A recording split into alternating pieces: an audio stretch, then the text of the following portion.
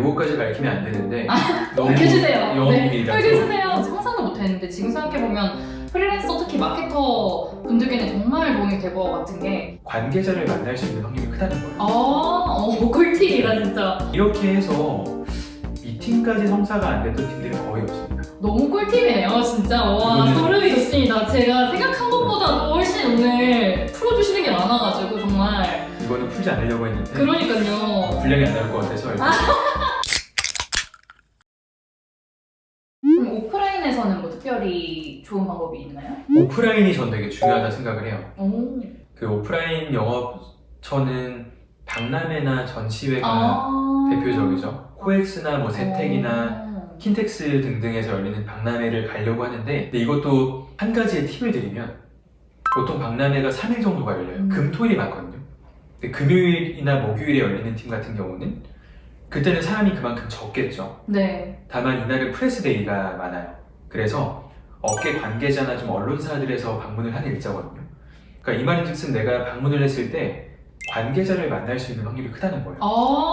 꿀팁이다 진짜. 그리고 사람이 그만큼 없다는 거는 나한테 좀 더 시간을 할애할 확률이 크다는 거거든요. 그리고 박람회를 저만 갈진 않을 거 아니에요. 네. 마디즈에서도 저랑 같은 포지션에 있는 분들께서도 방문을 하실 텐데 제가 매번 먼저 가잖아요. 그럼 다른 동료 PD분들한테 내가 거기 갔었는데 이미 다른 PD님께서 왔다 갔다 하더라 라고 전달을 받을 때도 많고 제가 뿌리고 온 곳들에서 네. 저 말고 다른 분들께도 연락을 받았을 텐데 저한테 연락을 주시는 경우가 되게 많아요.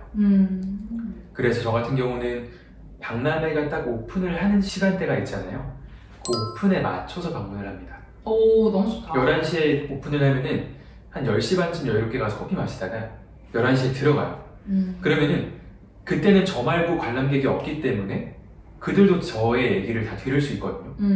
사람 많을 때 가면 한 6시간 걸릴 게 사람 없을 때 가면 1~2시간이면 끝나요. 그래서 그때 쭈르륵 돌고 인사도 좀 드리고 가능하다면 가벼운 미팅도 진행을 하고 빠져나오는 거죠. 그럼 전 이미 2시간 만에 얻어갈 걸 다 얻어가는 거고 그 이후에 저 이후에 방문하신 분들은 얼마나 시간을 들이든 이미 제가 다녀갔기 때문에 그만큼의 성과를 내실 수 없을 거고 네. 그래서 온라인 소식만 하는 건 되게 위험해요. 알고리즘도 내가 봤던 거 위주로 띄워주고 광고 같은 경우도 결국에 태우는 팀들만 태우고 진흙 속의 진주 같은 팀들은 광고를 잘 못 태워요. 그렇다 보니까 그런 정말 알짜배기 팀들은 인터넷을 통해서 발굴하기가 어려워요. 그런 팀들은 박람회에 가면 다 만나볼 수가 있거든요. 그래서 온라인을 통해서 먼저 소싱을 하고 내가 동향을 파악하고 메이저한 팀들을 공부할 필요는 있겠지만 오프라인 소싱도 게을리하면 안 되는 것 같아요. 진짜 박람회를 간다는 건 전 상상도 못했는데 지금 생각해보면 프리랜서 특히 마케터 분들께는 정말 도움이 될 것 같은 게 이제 보통 부스를 하잖아요. 근데 그러면 그쪽에서 얼마나 마케팅이 준비가 되어 있는지 좀 보이는 것 같아요. 자, 그러면 거기에다가 뭐 예를 들어 카페쇼라 그러면 카페 마케팅을 뭐 담당을 하는 이제 에이전시를 하는데 또는 이제 뭐 프리랜서인데 혹시 뭐 마케팅 서비스 관심 있나 해서 이제 그 뭐 연락 드리고 있다. 그래서 명함을 주고 가면 연락이 올 가능성이 정말 높은 것 같아요.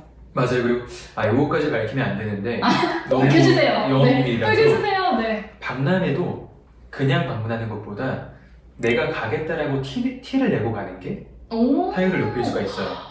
진짜 개꿀팁이다 진짜. 이게 뭐냐면은 보통 전주쯤 되면은 부스 배치도가 온라인에 떠요.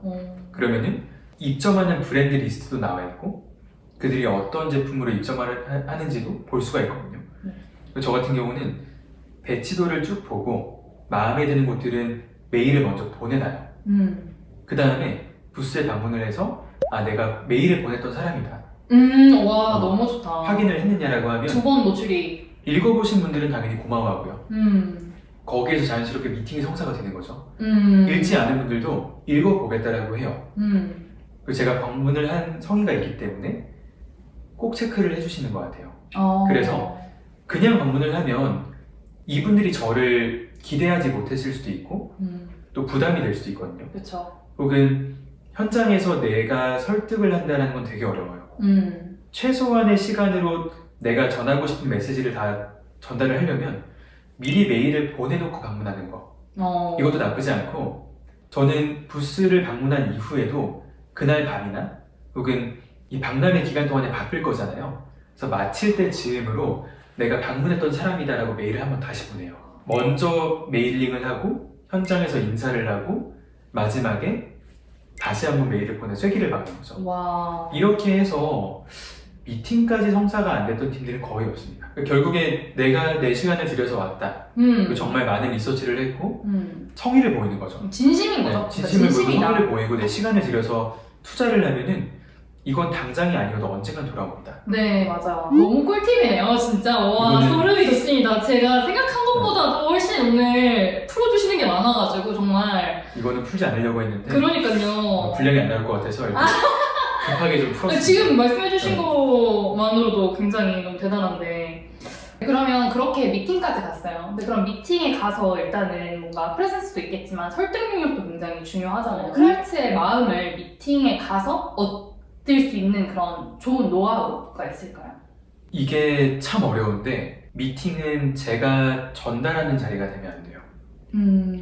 이 상대방의 니즈를 빠르게 포착을 하고 그거에 맞춰서 좀 맞춤형으로 솔루션을 제시하는 자리가 돼야 되거든요. 그래서 그 미팅에서 타율을 높이는 좀 팁이 있다면 질문을 위주로 하려고 합니다. 오. 제가 좀 영업을 못하는 시기에는 제 스스로 정답을 정해놓고 나갔어요. 나는 이런 얘기를 해야지, 설명을 해야지. 그리고 그런 생각이다 보니까 막 PPT도 만들어서 나가고 제가 스크립트를 정해놓고 나가고 상대가 원하는 얘기를 해주다 오는 게 아니라 내가 원하는 얘기만 전하다 오는 거죠. 그래서 지금은 여러 시행착오를 겪으면서 최대한 얘기를 듣고 그들이 원하는 얘기만 간결하게 전달하는 거, 이걸 제가 의식적으로 하고 있거든요. 뭐 예를 들어서 와디즈라고 한다면 와디즈를 하는 팀들은 이미 잘 팔고 있는 팀들도 있지만 스타트업들도 있어요. 그러면 스타트업들한테 잘 파는 팀의 기준을 갖다 대면 이건 부합하지가 않는 거죠. 반대로 잘 파는 팀들에게는 너무 브랜딩과 마케팅의 측면만 제시하면 이들을 설득할 수가 없는 거죠. 그리고 이미 잘 팔고 있는 팀이라 하더라도 어떤 팀들은 좀 팬덤에 대한 고민을 하고 있을 수도 있고 어떤 팀은 우리가 겉으로 잘 팔고 있지만 사실 그렇지 않은 팀들도 있을 수 있고 이 각자마다의 갈증과 니즈가 되게 다양하거든요. 그래서 최대한 초반부에 질문을 많이 던지고 저도 떡밥을 좀 뿌리면서 그런 부분들을 좀 캐치하는 노력들을 하고 있는 것 같고, 다만 제가 기대하는 어떤 그 범주의 답변이 나왔을 때 그때부터 저 스스로의 시나리오를 좀 그려놨죠. 네네네. 효율적으로 답변하기 위해서. 그래서 그런 내용들을 제시했을 때 지금은 대부분 좀 좋아해 주시는 것 같아요. 네네네. 그러니까 그들이 듣고 싶어하는 답변을 주는 게 영업에서 중요한 거죠. 그쵸. 여기서 저도 한마디 하고 싶은 게 있는데, 이게 사전 질문을 잘하면 좋은 것 같아요. 아무튼 가서 셀링을 한다는 그런 생각으로 가야 되는데, 근데 그러려면 이들이 뭐가 필요한지를 미리 어느 정도 파악을 해놓고 가는 게 좋은 것 같아요. 사전 질문을 좀 뭐 전화나 이메일이나 이제 카톡에서 미리 이제 뭐 어떤 니즈를 가지고 있냐던가, 아니면 최근에 뭐 한 마케팅 중에서 뭐 잘 된 게 뭐가 있냐, 뭐 또는 지금 당장 필요한 것들이 뭐가 있냐. 그러니까 일단 그쪽에서 뭐가 필요한지를 최대한 질문으로 이제 유도를 해보고 거기서 추가로 내가 이 기업에 대해 서칭 또는 이들이 어떤 마케팅을 하고 있는지 서칭을 해서 본인들이 니즈를 파악하고 있는 것도 있고, 그리고 니즈가 있는데 모르고 있는 것들도 있잖아요. 맞아요. 그것도 같이 이제 서칭을 통해서 발굴을 해갖고 미팅을 가서 그거를 제시를 해주면 그것만으로도 배운 것 같이 느껴지잖아요. 그러니까 맞아요. 진짜 성의가 있고 근데 그리고 마케팅을 제대로 아는 사람이다 라고 느끼니까 훨씬 성사율과 그리고 신뢰도도 확실히 빌딩이 되는 것 같아요. 네, 그럼 마지막으로 아무튼 저희가 서칭 그리고 컨택 능력, 설득력에 대한 이야기를 했는데 그 외에 뭔가 영업을 위해서 중요한 부분이 있다면 무엇이 있을까요? 마인드셋인 것 같아요. 그러니까 마인드셋이라는 게 영업은 강철 멘탈이어야만 할 수 있는 것 같아요. 너무 사실 거절당하는 상황도 많고 그 하나하나에 너무 감정에 매몰돼 있으면 나아갈 수가 없거든요. 지속할 수가 없고, 그래서 거절당하는 거를 빠르게 수용하고 이걸 오히려 내가 원동력 삼아서 더 잘하겠다라는 의지를 다잡는 마음가짐도 필요한 거였고요. 그리고 효율화도 효율하지만 네. 일단 내가 리소스를 투입하는 만큼의 비례에서도 성과가 나는 게 영업이에요. 맞아요. 그러니까 저도 영업을 오래 했고 또 주변에 영업하는 동료들을 많이 갖고 있잖아요.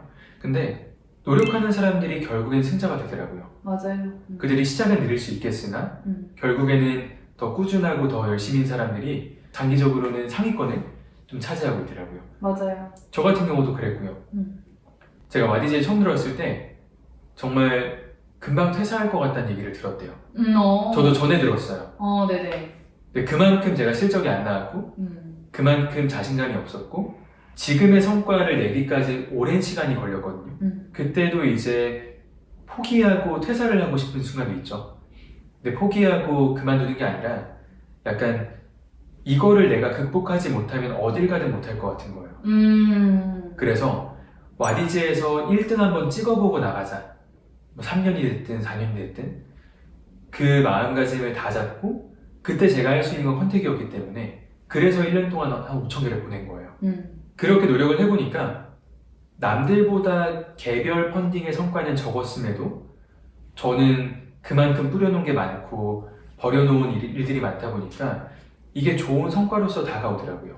그리고 그런 성공의 경험들을 하니까 저도 이제 요령을 터득하고 자신감이 생기고 그 자신감이 미팅에도 이제 투영이 되고 사람들이 저한테 매력도를 느끼고 맞아. 저도 그 성과와 제 애티튜드를 브랜딩하기 시작하고 이런 결과들이 점차 더 좋게 해주는 것 같아요. 맞아요. 제가 절대 처음부터 잘했던 사람도 아니고 또 엄청나게 요령 있게 일하는 스타일도 아니거든요. 반대로 좀 전략 없이 좀 무작정 들이받는 편이라고 표현하는 게 맞는 것 같은데 저 같은 사람도 노력을 하니까 영업왕이 될 수 있었어요. 그래서 이러한 부분들을 좀 구독자분들도 알아주시면 좋지 않을까 맞아요. 싶습니다. 네. 근데 여기에서 그 실패를 아무튼 어느 정도 각오를 해야 된다는, 그 실패라기보다는 거절을 어느 정도 각오를 해야 된다는 말씀을 하셨는데, 이제 개인적으로 그런 거절에 잘 대응할 수 있는 마인드셋 중 하나가, 이제 저의 노하우 중 하나는 약간 이게 운명이었다? 그렇게 될 운명이었나 보다 라고 생각하는 것도 나쁘지 않은 것 같아요. 최근 알쓸 신잡인가 어디 이제 프로그램에서 얘기를 하신 걸 봤는데 약간 좀 그리스 로마 사람들처럼 마인드를 먹으면 좋다고. 그래서 그냥 성적이 잘 안 나왔다 이게 아니라, 그러니까 나는 머리가 멍청인가 보다 쓰레기인가 보다 이런 게 아니라 성적의 신이 나를 외면하였구나 이렇게 생각하면 그런 마음이 편안하는 거예요. 일단 넘기고 다음 걸 해야 성공률이 높아지는 것 같아요. 맞아요. 네. 그래서 일단은 영업에 대한 이야기 이제 와디즈 1등 PD님, 인사이트님과 함께 나눠봤고요. 마지막으로 랩업으로 영업을 두려워하시는 그런 프리랜서 분들께 한마디 한다면? 영업을 좀 두려워하시는 분들께 제가 드리고 싶은 말씀은 당장에 깨지는 걸 두려워하지 마세요. 내가 대신에 1년, 2년 후에도 영업을 못하는 사람으로 남아있다 라는 사실을 두려워해야 되거든요. 오히려 어차피 실패하고 어차피 깨질 거라면 여러 가지 방법도 취해보고 또 나만의 스스로의 테스트도 해보고 그런 뭐 기록도 좀 해보고 하면서 다양하게 깨져보세요. 그러한 경험들이 결국에 단단하게 해주는 거고 또 수많은 실패 속에서 작은 성공들이 있을 거거든요. 그럼 그 성공들을 내가 어떻게 성공했었지 혹은 어떤 포인트를 좋아했었지를 모으다 보면 이게 나에 맞는 방식이 언젠가는 수립이 됩니다. 영업에 소질이 있는 사람이 아니라면 어려울 수밖에 없습니다. 그 어려울 수밖에 없다는 걸 인정하고 노력을 좀 아끼지 않으셨으면 좋겠어요. 또 되다가도 안 되는 게 영업이고 안 되다가도 갑자기 확잘되는 게 또 영업이거든요. 그래서 길게 보시면 언젠가는 내가 점프업하는 순간이 올 겁니다. 네.